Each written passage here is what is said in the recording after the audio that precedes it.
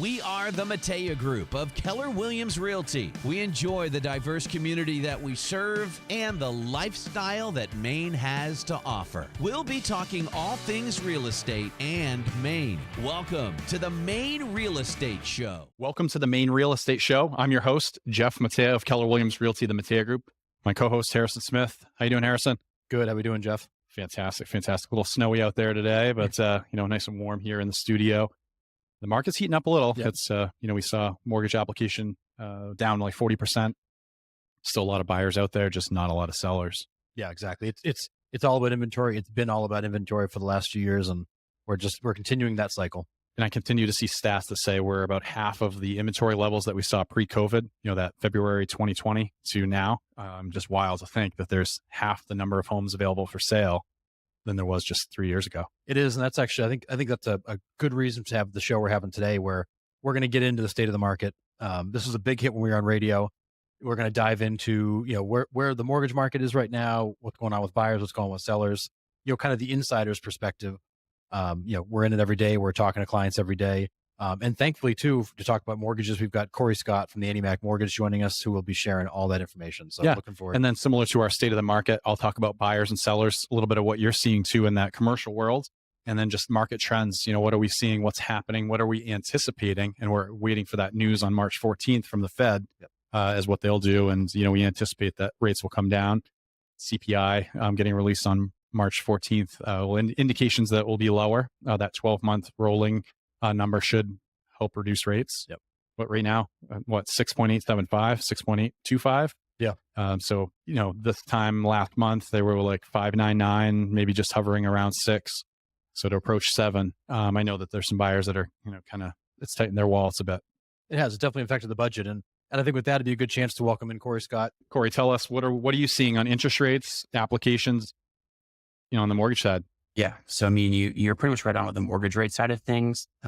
Ended business yesterday, which was March 1st. We're hovering almost at 7% again. I predict the average today will be right at that number because of unemployment rate, the number that came in this morning.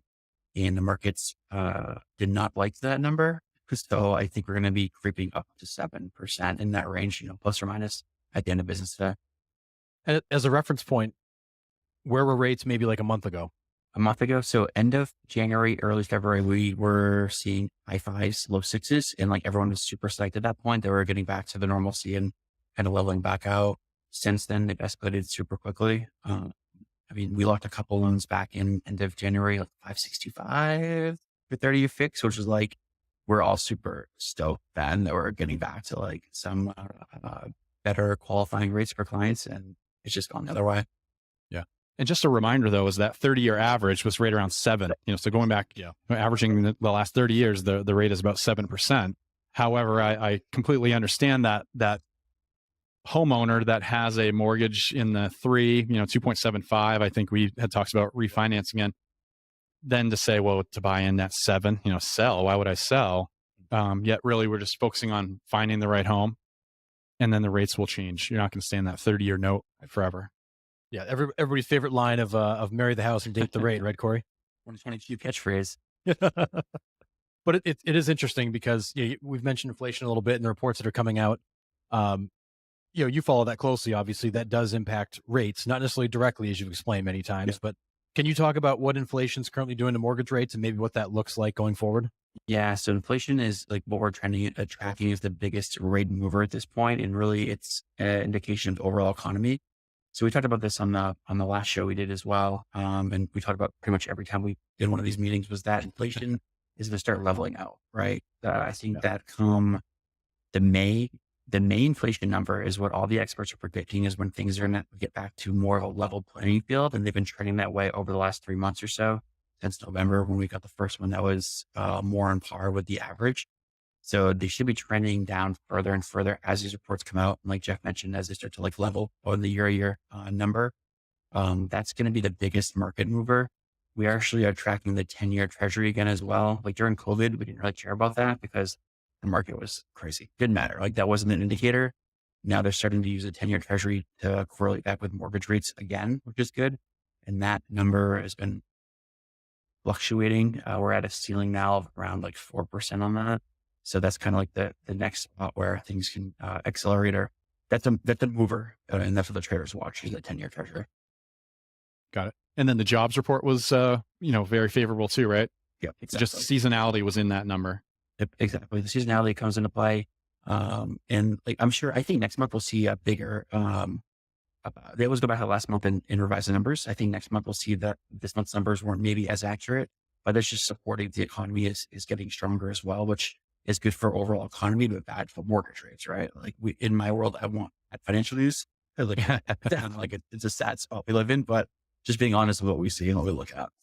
Right. So what are you hearing from buyers? I mean, there's less buyers that are coming to you to make application. What are their concerns? What are they saying during that application process, and how are they feeling? Yeah, I mean, it's mixed emotions. A lot of them are bummed and missed the super low rates of last year, but at the same time, a lot of them would have been in a position to purchase at that point because we always talked about this crazy cash offers, no financing, no appraisal. It was a different world back then. So the ones that come back now, though, that we're talking to and consulting with, they are more open they don't care about the higher rate because it's either they're paying rent, right, for most of them, or they can go and purchase a home and have some of that get in the equity. Part of our conversation also is, though there are less buyers right now. Less people are putting in offers because they could be discouraged by the rate, and their waiting time in the market is the big thing we always hear. Which isn't not a real thing, I don't think, right? You can never time the market, but everyone feels like they can and get a better deal. But the less buyer pool now means you can actually negotiate a better purchase price. Maybe get sellers to pay closing costs. You can get inspections. You can do an appraisal. Things we couldn't do the last 24 months, right? Like those were heard of during the COVID years. And I feel like as long as clients understand that this is not going to be their forever rate, which is a big topic of conversation, we had to go over like the refinancing options down the road and how that would come into play. Right. Sure. Right. Yeah. So as buyers are coming to you and saying, geez, Corey, what should I do right now? What do you see the rest of the year looking like? Is it going to get better, or is this kind of where we're going to be stuck? I thought I thought it was getting better until that number of the last, this week is kind of set me back a little bit on what I thought was going to happen with rates. Everyone's predicting end of quarter one, into quarter two to see some relief there. I think we're going to be looking more in quarter 3-ish is kind of what they're moving their parameters or their expectations for to see the lower rates. And I think part of this too, to get a big part of our market, our issue of the market right now is listings, right? Homes for sale. There's no inventory. So like Jeff mentioned earlier, dude, people don't want to sell a house, go from a 3% to a 7%. That doesn't make sense. 5% though is historically the number where things start to move. And we saw that happen when rates got back into fives back in end of January, early February. We saw a lot of movement, a lot of activity picked up again. But I think consumers right now, they are scared of the inconsistency of the rates. Like if they come in, we saw a lot of activity then, but where it's back up to 6, 8, 7, 5, 7%, they're not sure what they're going to get for a mortgage rate. So they're pulling back again. That's why the app stopped again, I think. Back to you, point. And so are you, when someone makes application, they put a house under contract, are you seeing more people want to float the rate or lock in today and Lock in? so they know they want that certainty either way? Exactly. I've not had one person locking in yet. New construction is different because that's a longer term time and there's other variables. But our advice and part of our compensation is to, if you're comfortable with the payment, comfortable with the numbers, to lock it in because things go up faster than they come down. It takes much longer for rates to come back down. Yeah. Sure. And then we know it was just reported that FHA just reduced their mortgage insurance premium. What impact has that had? Yeah. I think two things on that. I think you'll start seeing more. The market's going to help getting FHA deals accepted again, which we weren't seeing a lot of that in the last 2 years. I think that they lowered the 30 basis points on the monthly MIP, the mortgage insurance premium. For most consumers, that's going to save them $50 to $125 a month, depending on the price point, which is going to some relief there, big time. We've been waiting for that for 12 months or so. That's been on the docket. The other thing to keep in mind, which hasn't been reported that much yet, is that Fannie Mae and Freddie Mac, the two conventional loan providers and backers, they're actually increasing their rates for clients that are putting less money down and may have a higher debt to income ratio starting in April. So the clients that may have been better fit for conventional loans before may actually be a much better fit for FHA, knowing that those other adjustments are coming into play. Got it. So we'll see more FHA loans. We'll see more buyers out there as a result of that. I just wonder how competitive they'll be. Yeah. It may be long term. In the short term, with low inventory, I'm sure still that more long, stronger down payment or cash is going to prevail. Yeah, and I bought my first home with an FHA loan. It's a fantastic program, but the last few years it's been seriously underutilized because it's been viewed as uncompetitive. Just difficult, right? Yeah. I mean, there's going to be pockets where it'll work well. And certainly condos, we got that one FHA approved. Some associations that are really taking the time to do that are going to see more favorable, terms. Buyers flocking to them will really help. I just wonder, if more long term, I don't think in the short term that's going to, pan out for low inventory. No, it's very true. And but along those same lines, Corey, you mentioned cash offers and all that. You guys do have a couple of programs that are unique to Annie Mac. Could you explain a little bit about, what they are and how they work? Yeah. So we have two programs. They're both under like our Cash to Keys umbrella. There's cash offer for clients that aren't selling a property. We buy now, sell later. And what I'll say is we rolled these programs out back in June or July in Maine last year. And we're seeing a lot more activity and success of them right now than we have at all previously. Wow. Pretty much a cash offer program, take any conventional or VA buyer, and we're able to waive their financing contingency and turn these loans around in like 7 to 10 days or so, depending on the area. That way the seller knows that once we still do an appraisal to make sure that the house appraises for what the buyer would be purchasing it for. That's a requirement, but their financing's waived. So once that appraisal hits, we're closing on the transaction, whether the buyer purchases it or we're backing it with our cash. We're going to purchase it and sell it back to the buyer. So listing agents, it's a huge selling point for sellers and listing agents knowing that we're going to close a transaction. Like we had one example where a client, not me personally, but another office ended up getting a new car loan before closing. Dude, funny thing had, even closing date set, right? 3 days before closing, got a new car loan, just doing dumb stuff. And Annie Mac he's purchased the property when he's able to rework it to sell it back to the end buyer. That should have been purchased the first time around. So the seller still got their money. They were able to run to their new house, and the brokers obviously got paid too, which is an important part of this business. So speaking of that, what are you seeing from second home buyers? We know that Fannie Mae, Freddie Mac piece from a while ago, is that still playing a key role? It is. And holding them back? I think so. I think like the rates are holding second home buyers back. I also think that just the overall economy, like cost of living in general, like during COVID, people weren't traveling. The expenses were lower. So I feel like everything costs more now, right? We're seeing that in the inflation reports. So I feel like the second home buyers, it's usually more of a discretionary income when they get rent, and they're having less discretionary income at this point. And with rates being higher and the Fannie Mae and Freddie Mac adjustment, like it just makes it affordable for a lot of clients. I'd say that we are rolling out a couple of programs with some credit unions to help support that, though, for the people that can do that with the lower rates and lower adjustments on the pricing. So we're hoping it's obviously a big second home market. It hasn't been forever. So we wish we haven't happened into that. But I'll add to that, though, not to contradict that, just to add to is that there are pockets that people are saying, well, yeah, I go here anyway. I'm going to utilize this, and then I'm going to do short-term rental. Sure. So Airbnb has taken off in a number of key areas that people vacation, your ski mountains, some lake properties, and folks have said, well, I'm going to pick up that second home. There have been some towns, we won't name them, where it might be a little stagnant. They're more summer. It's the ski mountains. I have seen more opportunity, more Airbnb happening. And then folks see that, well, there's year rounds. I mean, there's pockets where it's the ski mountain, yet people mountain bike, golf, fish in those areas too, where, kind of that Western Maine corridor.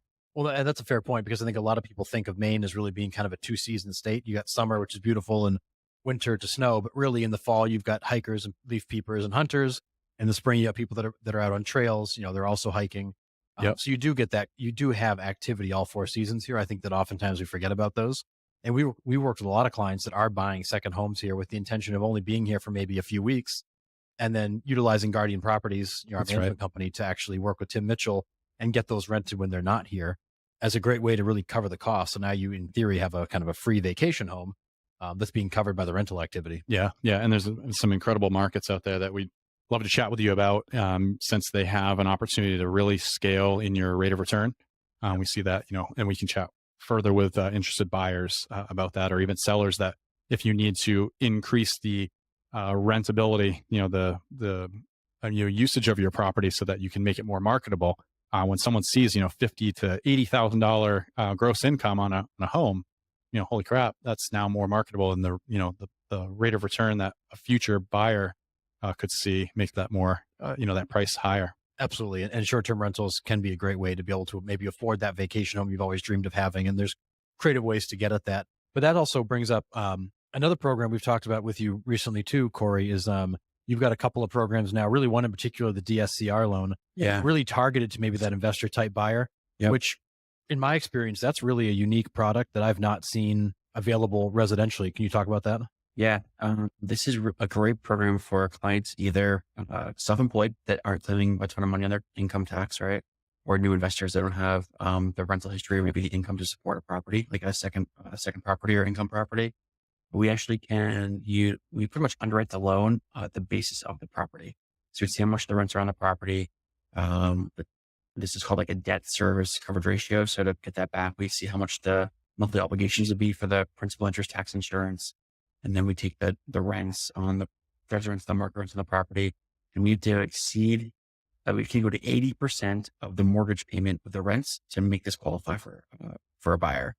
So historically, they look at different numbers when you're qualifying, like buying a multifamily. I look at how much money I make, and then also the property. Kind of like a side note, this really accelerates just the property by itself. So we can send that property on its own, see what the numbers look like, and that can really help get more marketability for properties out there, and help the investors that may not have qualified.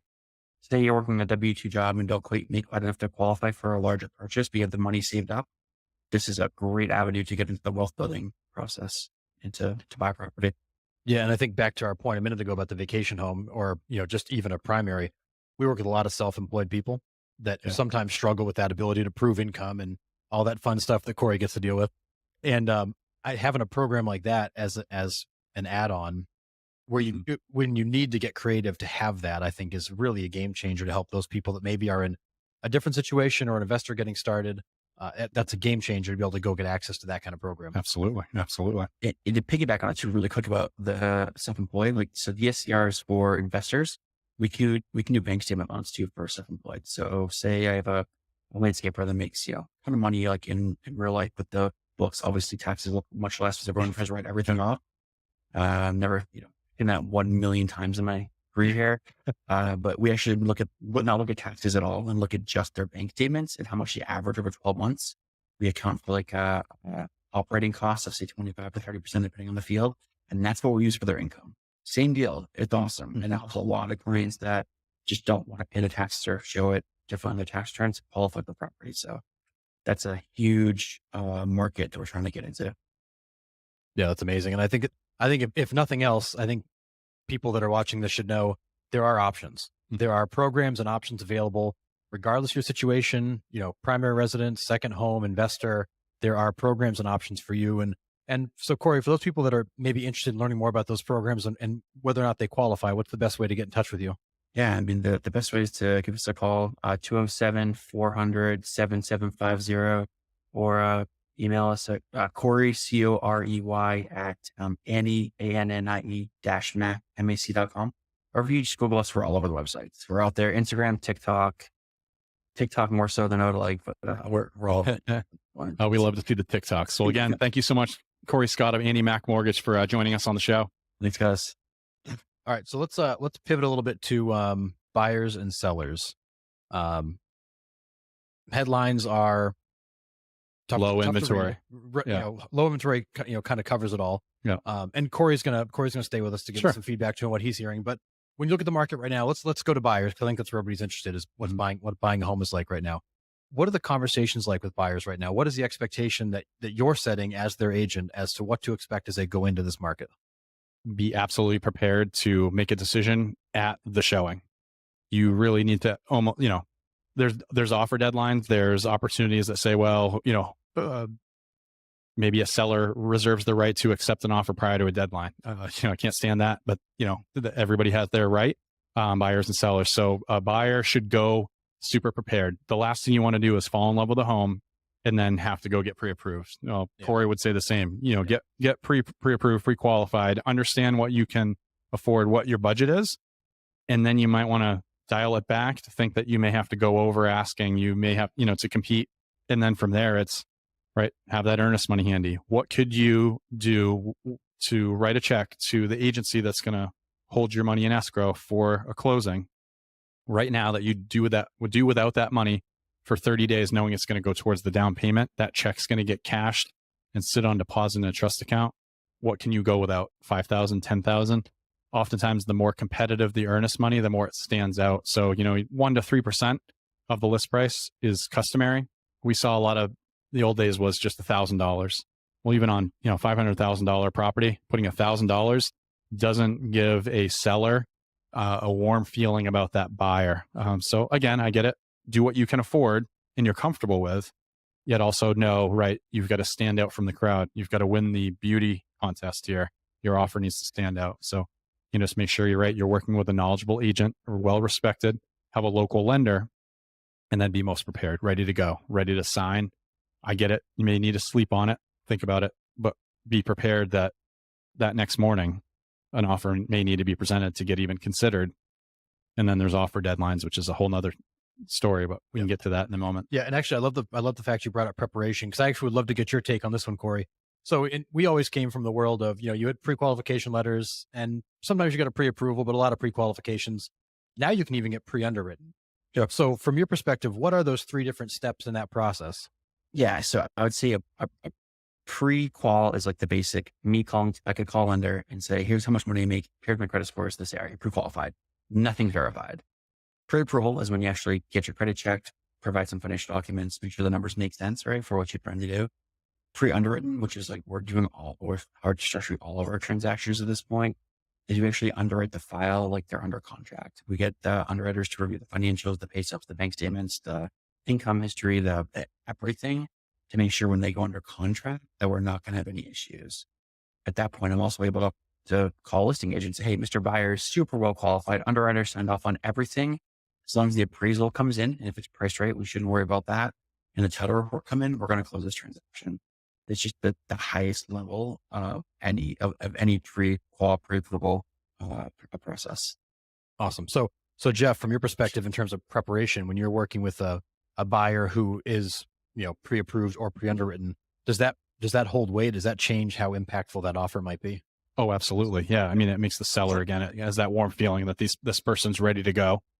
We can be assured that they've met conditions or have a few more conditions to meet, like an appraisal. Sure. And at least we know, right, they're qualified. They can get a loan to buy my home. And that's the most important thing.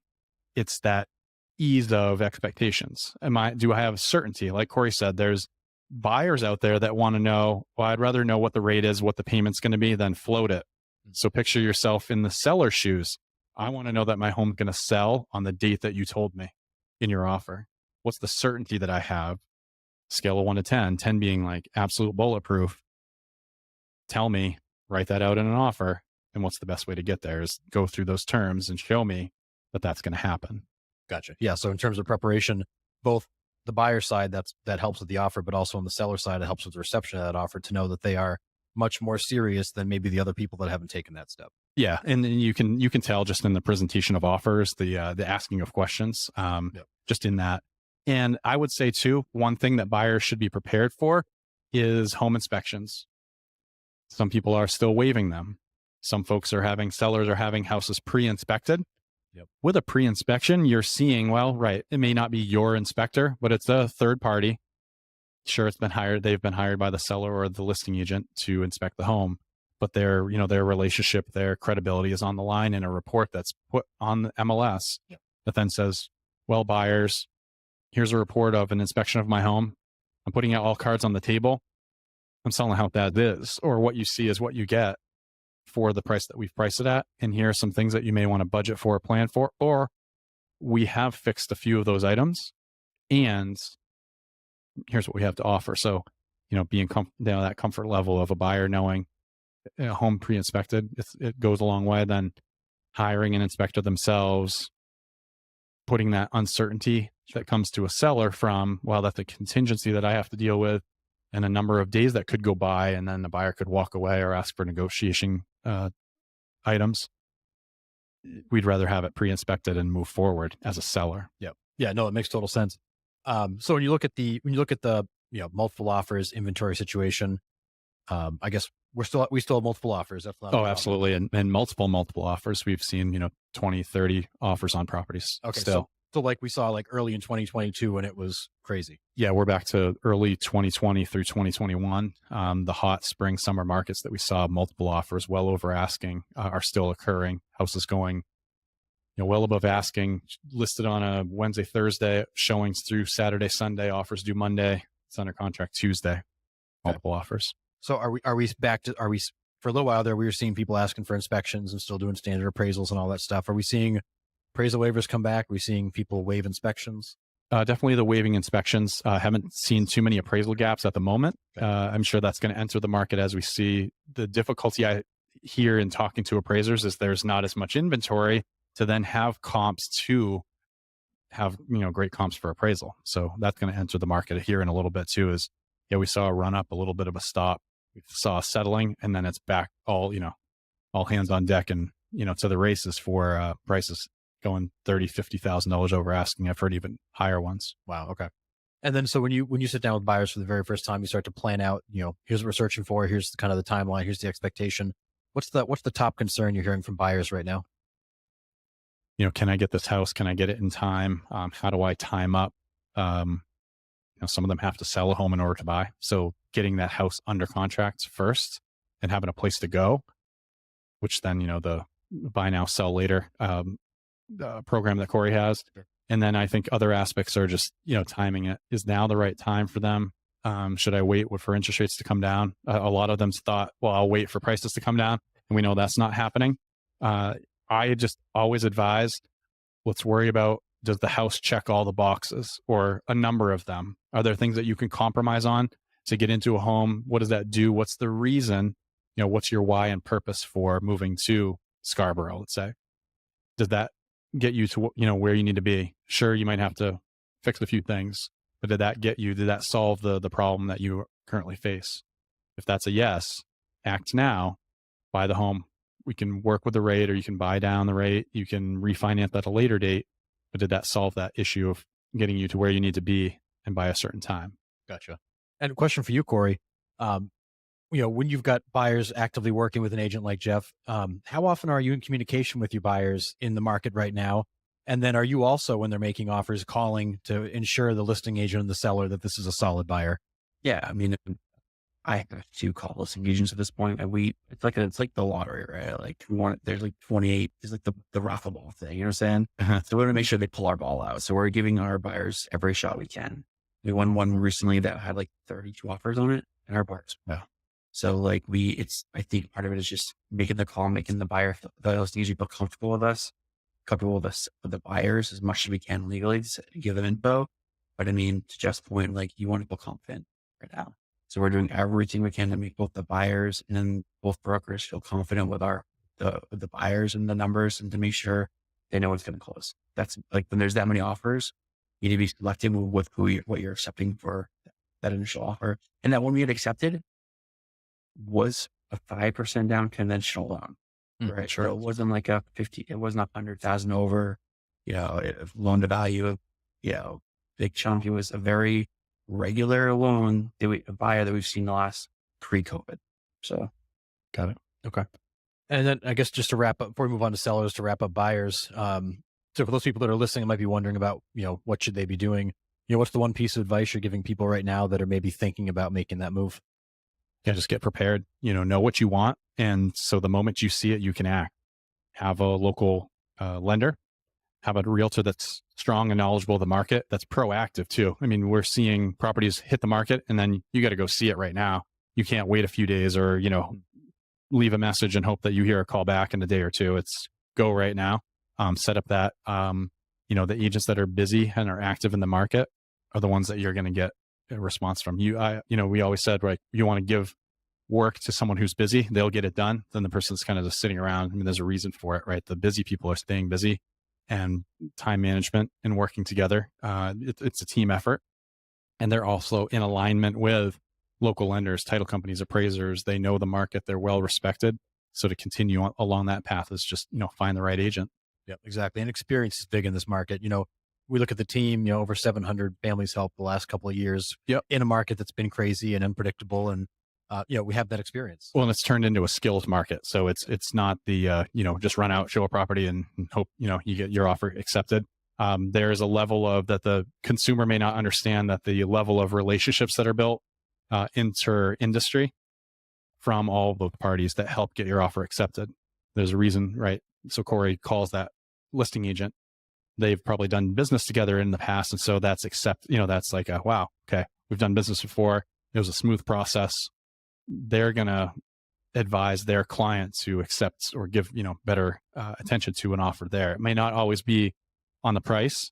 There's other terms to offers. So as they all line up, if that card can be played, that local lender, price is good, terms are good, certainty of closing. Yep. All of that lines up. The stars align for that buyer's offer to get accepted. Excellent. How about from you, Corey? What's the top thing you'd tell somebody right now who's maybe thinking about getting into the market? I'd say know your numbers. Obviously, my side of things is really important, right? So budget, monthly budget, how much money out of pocket, what do you have for appraisal gap if we need to? And now let's get a game plan together. So make sure that when you get your offer accepted, it's not the sticker shock of like, oh my gosh, what did I just do? Like I've had a couple of those and I'm like, you go back, like we talked about this, like you should be psyched you got the house under contract, right? So it's just trying to reinforce the budgeting and the monthly payment. That's huge on our side of things. And like Jeff said, be prepared, right? Like you want to know what you're getting into, because it can be a lot of overwhelming emotions to feel like once you lose out on a few and you really go to battle and get one under contract. So. Yep. And the one thing I would add to that too is, part of what you guys have to do, especially working with buyers, is help them feel that confidence. I know a lot of people right now where they know they want to be in the market, then they need to do something, but sometimes they see the numbers, they get into rates, they start to get a little concerned, scared, that unpredictability sets in. I think a big piece of what we all do is project that confidence to help the buyer know they're not going to be put in a bad situation. Yeah. And we haven't, like the sellers that say, well, I, need to find something to buy before I can sell. We haven't in 18 years had anybody homeless as a result of, selling a home so quickly. You're in the driver's seat. So I want to provide that assurance, that confidence to a buyer that, if it's meant to happen, it will, and just trust the process. All you can do is put your best foot forward and align with the right team, the team effort to get this. And we'll try to take some of that anxiety that comes from just, the uncertainty, to make sure that, again, house checks all boxes, get prepared, make an offer, and let's, put our best foot forward to make sure that we get you into a home in the time that you need, and be patient. The right property can pop up. You might miss out on one or two. Things happen for a reason. Yep. Another one will come up. Inventory is coming. It's a little slower going right now. But also sometimes buyers of mine have had to miss one to see how that feels, to then say, well, I'm not going to, just dip my toe in the market this time. I'm going to actually go in with my best offer. I'm not going to come in light. And then we say, would you rather be a little disappointed or devastated that you missed a home? So when they find out, well, a house sold for $2,000 more than I was willing to pay, geez, I would have come up $2,000 had I known. Well, come in higher, and you can always negotiate later if needed. Better to lock it up when you find the right home than to always drive by 123 Main Street and be like, that could have been our house. That hurts. Don't want that to happen. Yeah. That's a lot. Yeah. All right. So let's segue into sellers now. So, buyers working with tight inventory, very competitive. Sellers are in the driver's seat here. They've, low inventory, not a lot to choose from. What are the keys for sellers right now? Sellers should always declutter and depersonalize their home. That hasn't changed. I know that people during COVID got away from we don't need to fix this and that because buyers will just overlook that. It's still better to stand out from the crowd. I know that the crowd's lightened. There's not a lot of inventory, but decluttering and depersonalizing. So you're already going to be moving. So getting some of that stuff packed up, throw it away, organize it at least. Closets, some of the space, we see basements that are just chocked with stuff, or closets full of things, garages where you can't even get the cars in. I mean, that's my own home. But at least have it organized or start to pare down, because you're going to be moving it somewhere anyway. Put it in storage if you're going to keep it, throw it away, donate it. There's always different means of, parting with stuff, and then depersonalize. So we're selling to our sellers that we want to sell to a buyer, that we want a buyer to walk into your home and picture themselves, not all of your pictures and, personal items and stuff that then might turn them away, or have them focus on you and not the space and how beautiful it looks and how well you've decorated, to have something on the wall that distracts them, or, in the way, so that they trip over and get hurt, or something breaks, and then, buyer and seller are not too happy with each other. So that's for starters. And then it's pricing it right. We want to price it such that it attracts enough people that they'll make an offer, not too high in hopes that, well, I hope I get this number. We talk about, have you ever been to an auction? Well, we can't really underprice in this market. We have to price still, so that we don't want to go too low, such that there's, hundreds of showings, and then it's just people are getting upset because only one person can buy it. But you want to be kind of middle of the pack, or up a little bit, and then know that your house could sell 10% higher than we listed it for. It's all going to come from the activity. And then it's all about timing. Don't try to, you don't want to list your home on a weekends. Let's try to list it earlier in the week so we can get that marketing ability, and then hold showings maybe to end of the week, weekends. Definitely want to get weekend showings, because some sellers are coming from out of state or have busy schedules and are traveling. So we want to leave open the weekends. We're seeing a lot of open houses coming. And then again, do you want an offer deadline or not? The risk there is, like, you wait for a deadline, and then people can see multiple homes, and then they only want to make an offer on one, or they get discouraged because they see 50, 60 showings on a property, and, well, I don't know if I can compete. And the flip side is no deadline. Someone could come in with an offer and just say, like, I want to know about my offer right now. And you take that, oh, well, we could have got a few more showings and loads more offers. You might miss out. So, that's where we're discussing, you have options.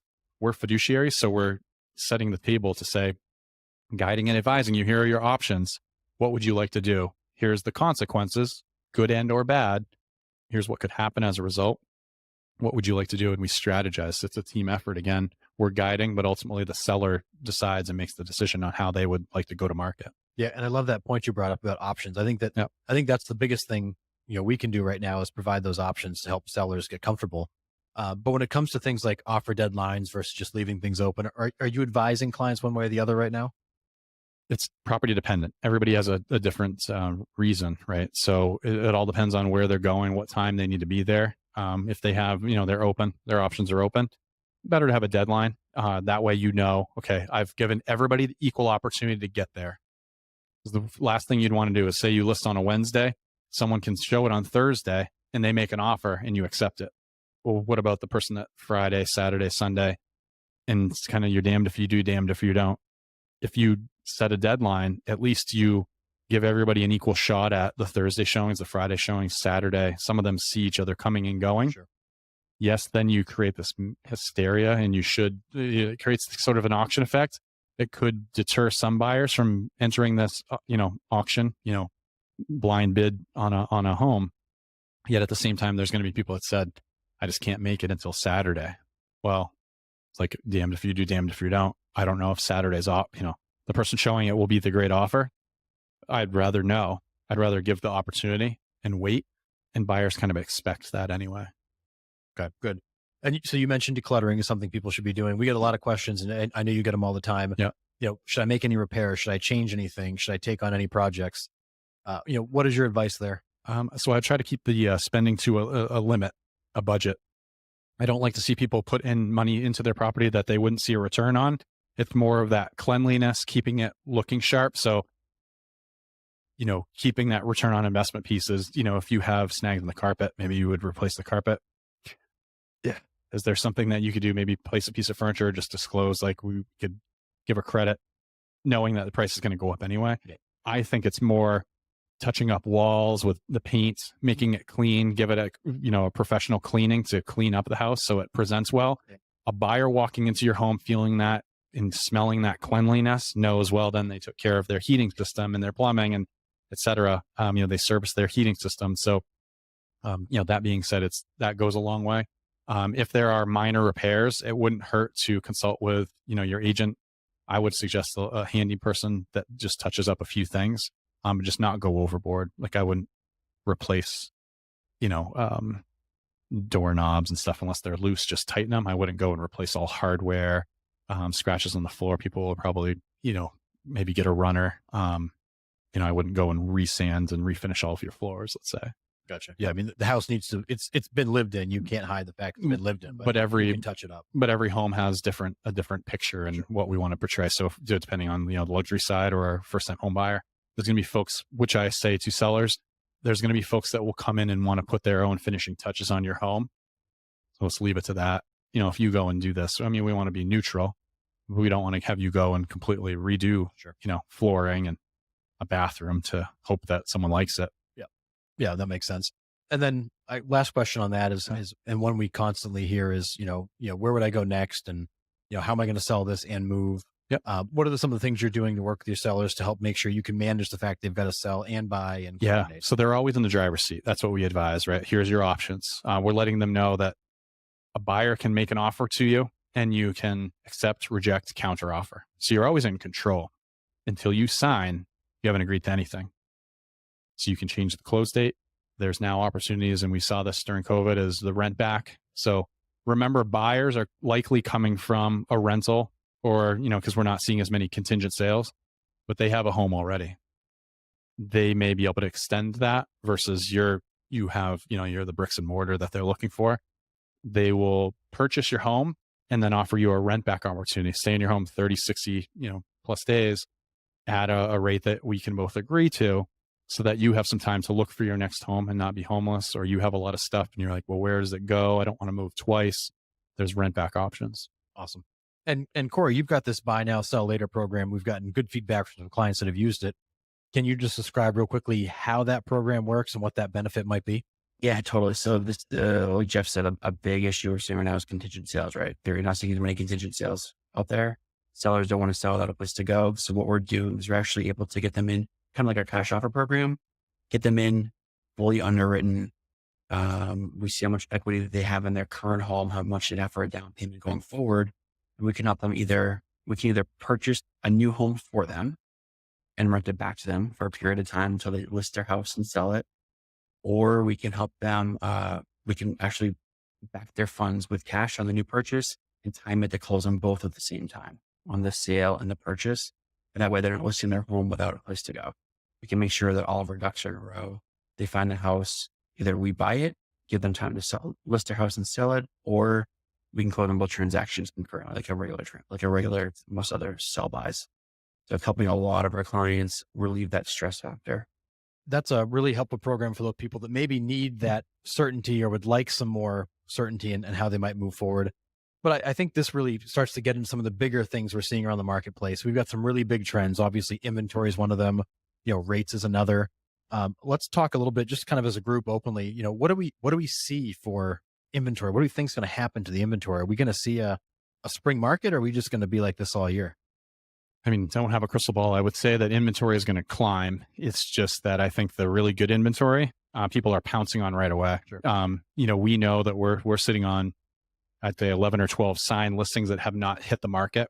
Where we've signed, we've got a seller that agreed to list with their home with us. They're just not ready yet. Maybe they're doing some finishing touches. Some are waiting to find a home to buy, relocating out of state, et cetera.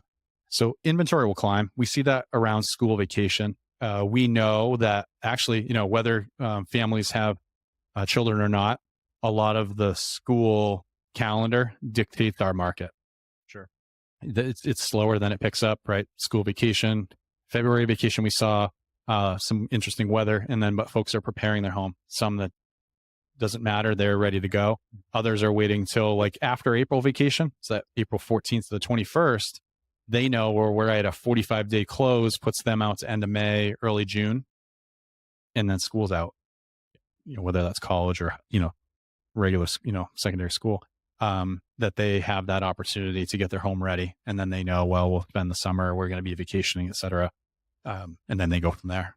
Yeah. And I think what's interesting is the last couple of years, there really hasn't been a break. There's been no seasonality. Right. This year we're actually seeing some seasonality. Some of that is just driven by the fact there is actually seasonality. Some of that's been interest rate driven. Yep. But we generally see, to your point, we generally see a quieter winter, a busier spring, summer, a nice fall, and then we kind of close out the year. Is this just a return to normal? Hard saying. It doesn't feel like it's normal. There's pockets of inventory that keeps creeping up, and certain towns are very popular. I would just say that, hang tight, be patient. know that there's agents out there that are definitely, shaking the trees and finding inventory. It's spotty. It comes in spurts too. There's, whether it's calls to action that people see, oh, that house sold, that, now is the time for us. We had thought about it. We didn't even know, or more engagement and activities that happen from agents to say, right, your house could sell for this.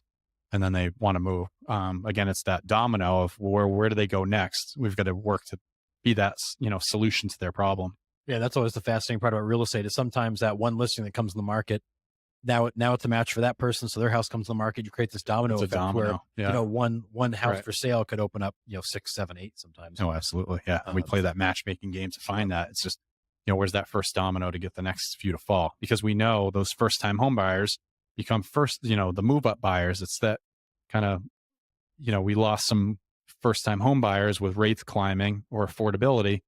Some of these move up buyers said, well, they're already locked in at 3%, not going to 7. When we see 5s, I think that will have that snowball because there's a number of mid-tier to upper luxury homes that are starting to enter the market, and we're having that move up happen. And people are actually skipping maybe a house or two. I have $400,000 buyers that are going to 800, 900,000 where they didn't really enter that 600 market. Gotcha. They kind of skipped a level. Yep. Okay. Yep. And how about you, for you, Corey? You're writing loans in several states and working with a lot of agents. Is this a Maine problem, or is this everywhere? It's definitely a New England problem, more so New England than the rest of the country. So I mean, we're doing loans in like 20 states or so. We're seeing much more central US, like Midwest, no issue, like inventory there's no problem. New England though, like Maine, New Hampshire, Mass, Connecticut, much more challenging. And all the brokers I'm talking to, like I have a big broker in New Hampshire I work with in the Lakes region. She's like, usually March is my busiest month of the year. People list the lake houses, getting ready for the spring. Like one transaction. Like it's a totally different animal than the last 3 to 5 years or so. New England's hit much harder. I think seasonality, to Jeff's point, and also just the rate environment. Like that has to change. People don't want to list their home. That just has to. Yeah, interesting. Yeah. So let's go back to the rate environment then for a minute. So you mentioned, we're about 7-ish%, maybe hair under 7% right now. Sounds like maybe the relief we thought we'd get in Q2 is maybe more like Q3, but for the next, 90 to 120 days, are we expecting more climbs, or are we expecting things to stabilize a little bit here? Everything I'm seeing is expecting kind of like a stabilization, 7.25 or under. I follow a lot of different traders on this, and this is all they do is watch this, and they have some parameters set in, but based on historical data, what we should be looking at. And like 7.25 under is kind of like the model for the year. And then when things start to level back, it'll happen pretty quickly, I think. But I don't think it'll go to like the 8s we talked about before. Like, remember when things are just spiraling out of control and we didn't know? It was like, all right, dude, every day worse. Now, I think we've kind of hit that 7.25, 7-ish% ranges where we know things start to be unhealthy for the markets. And I feel like it's not going to go much harder than that. But dude, who knows? Like, this is crazy what's been going on. Yeah.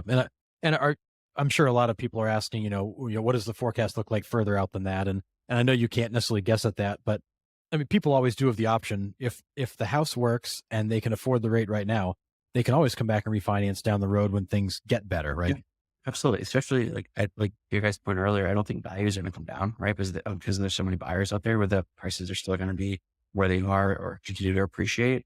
That's always the issue with refinancing. You get to purchase a home, but then the values come back down as rates come back down. I don't think we're going to have that problem in most of New England. So I feel like that you're safe on the refinance opportunity down the road. But yeah, I mean, if you're comfortable with the payment now and the rate now, it should only get better when you get the opportunity to refinance when things come back down again. Yeah.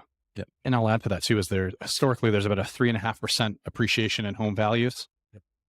So sure, that may trend down. It seems to continue up. It's just, depending on how long you're going to stay in a home, what to expect. So if you're going to buy a house today and only stay in for 2 years, you might not be in a great spot. However, right, we could have said that 2 years ago, and there's some people sitting on $100,000 of equity. So again, you can't time the market. You can't guess. If you're going to stay 10 to 15 years, it's cyclical. What goes up comes down. We're still going up. Right. So you're in a good spot. Again, interest rates could help you there and to, work on your monthly payment. again, then drawing out equity too at a later date if you need. Your house is likely going to be worth more tomorrow than it is today. And just look at that. Play that game.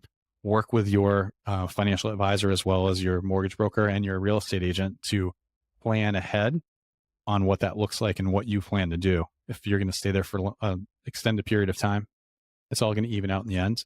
And you'll likely grow your wealth by owning real estate. So if someone's renting right now, certainly get into the home ownership. Right? Yep, absolutely. We say it all the time. It's what is the old saying? You know, the best time to do something was 20 years ago. The next best time is right now. Right now. It's still, I mean, real estate still historically appreciates. Rates, you know, they ebb and flow, but ultimately, you know, being in that asset, having that asset for the long term, if that's your plan, you really aren't going to lose.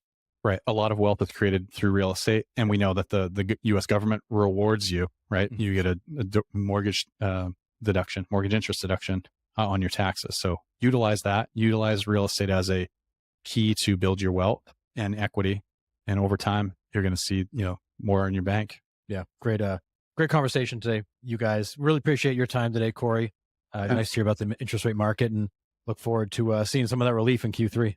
Whichever. All right. Thanks again, Corey, for joining us on the Maine Real Estate Show.